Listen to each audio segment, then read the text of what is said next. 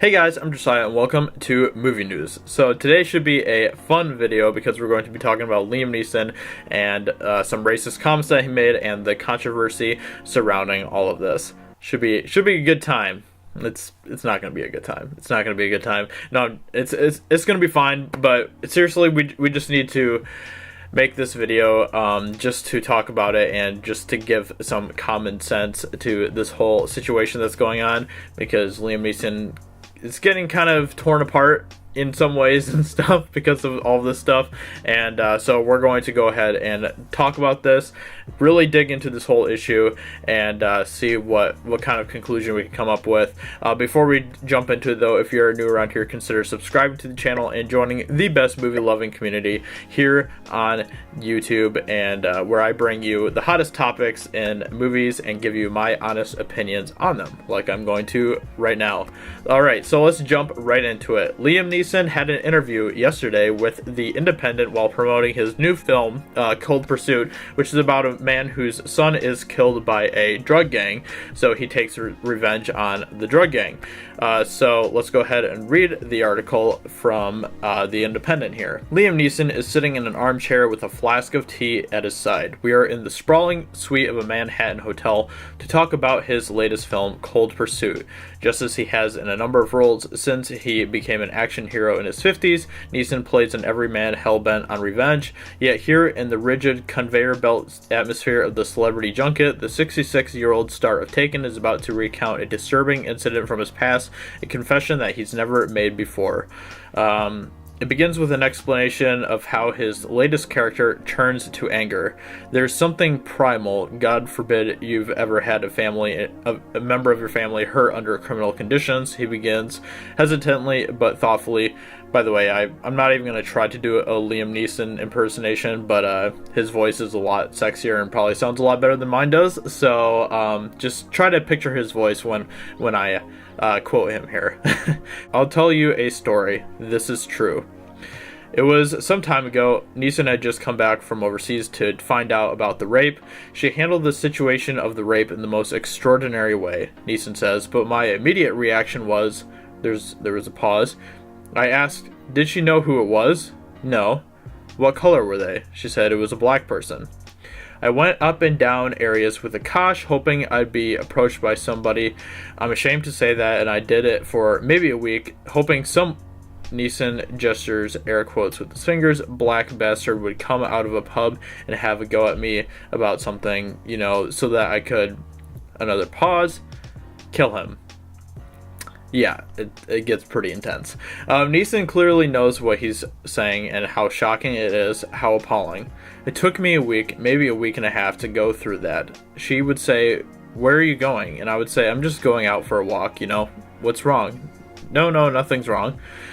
He deliberately withholds details to protect the identity of the victim.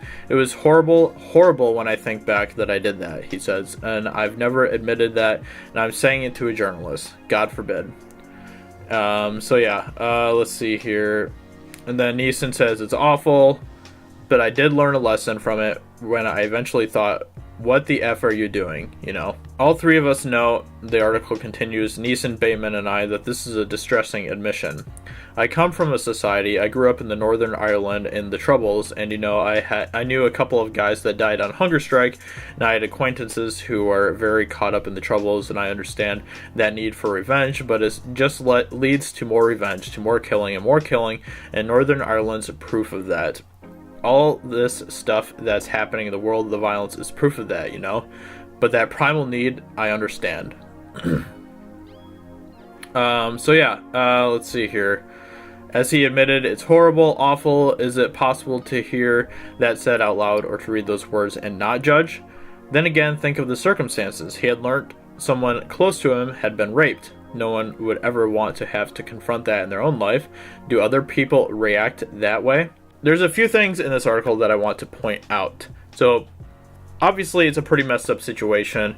altogether. Do I think Neeson was wrong for having those thoughts? Of course, and I guess Liam Neeson didn't know that you're never supposed to bring up things in your past when you're dealing with Hollywood or SJW crowd, because they love to hold anything that you have said or thought in your past that was wrong over your head and, you know, try to tear you down because of that. Because as we all know, social justice warriors have never said anything bad about another human being ever in their entire lives. They are pure, perfect, and just have the full right to hold judgment over other people. Liam Neeson's first big mistake was actually telling this story.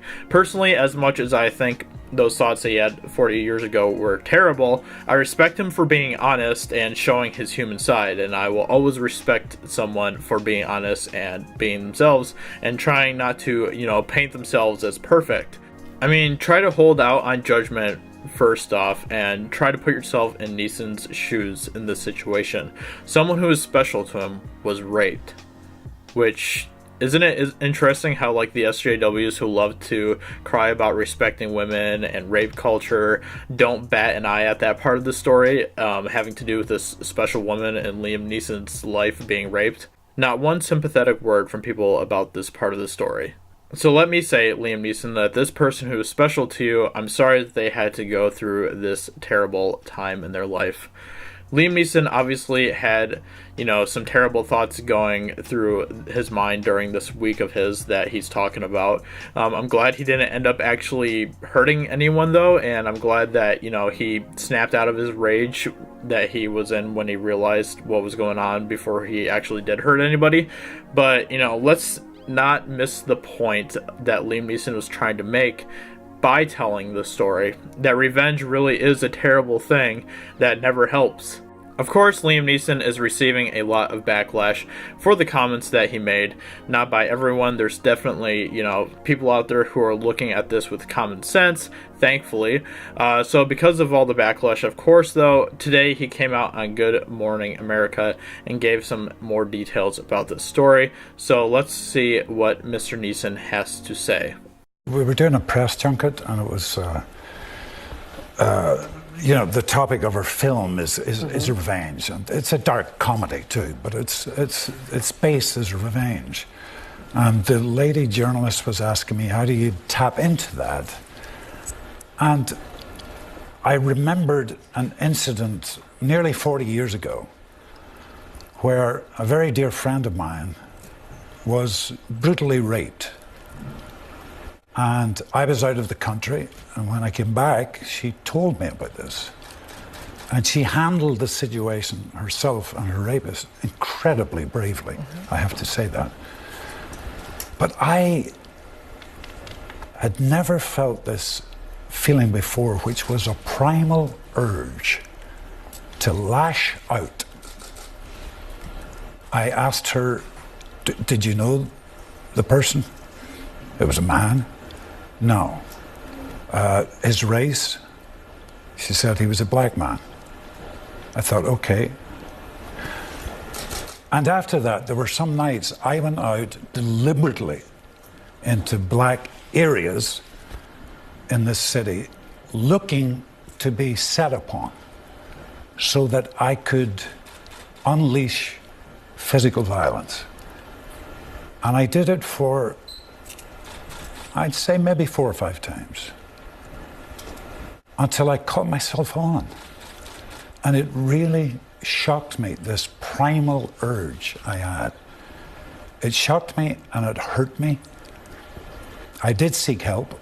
I went to a priest. I heard my confession. I was reared a Catholic. I had 2 very, very good friends that I talked to. And believe it or not, power walking. Power walking. Yeah, 2 hours every day.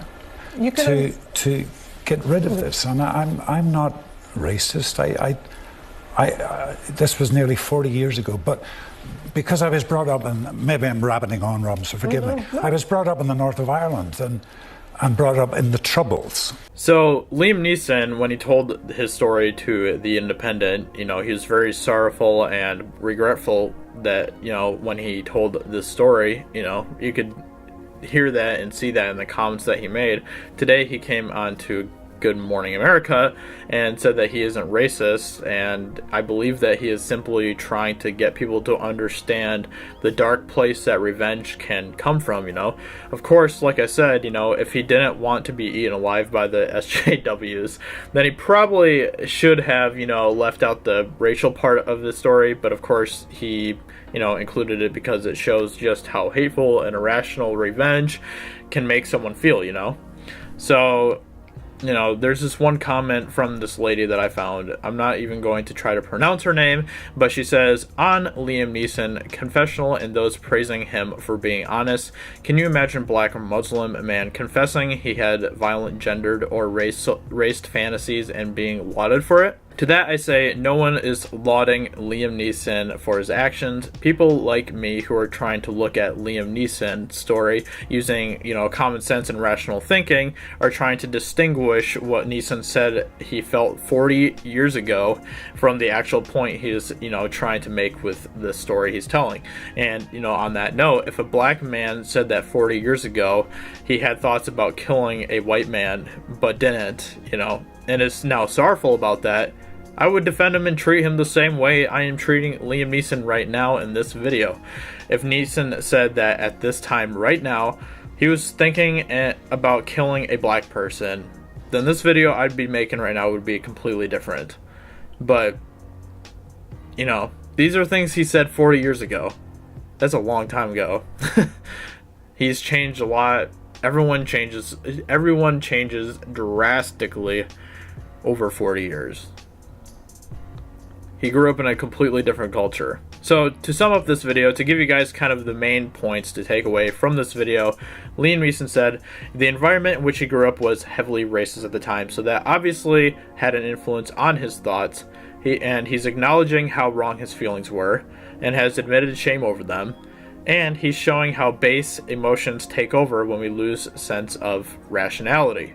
And that was the whole point that he was trying to make with the story that he told, this very personal story that he told.